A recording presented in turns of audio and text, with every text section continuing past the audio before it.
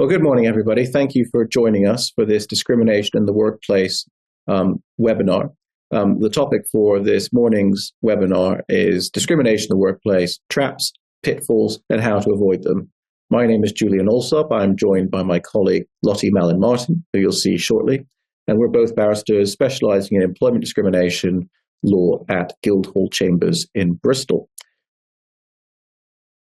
So in terms of today's agenda, we are going to cover a number of areas that are pertinent to the topic of the seminar.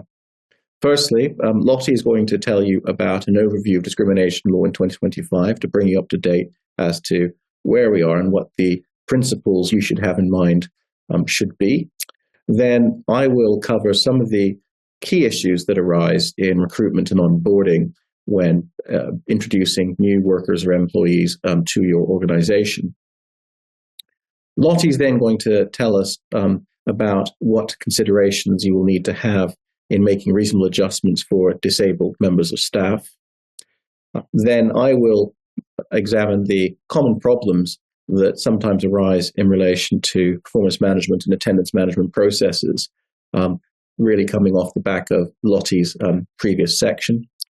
Then we will look at the process of how one would minimize liability for acts carried out by other members of staff, looking particularly at statutory defense and the new duty to defend sexual harassment. But Lottie and I will do both of those. And then I will cover what happens when a grievance procedure goes wrong and how to avoid it by reference to the cautionary tale of Slade and Biggs. And then finally, Lottie will round off the morning's session with a segment on the impact of inequality of terms and conditions.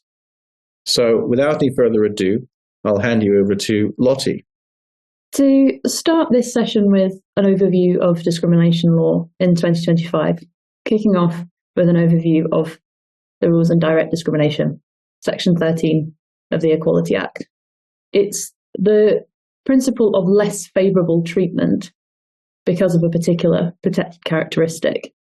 It requires the treatment of the claimant to be measured against a real or hypothetical employee comparator in materially the same circumstances as the claimant, in accordance with Section 23 of the Act. Now, if the treatment between employee and comparator would be different, and the claimant's treatment is less favourable, then we have to ask ourselves the reason why. And to help us answer the question why, we turn to the Supreme Court's decision in Ophobia and Royal Mail Group,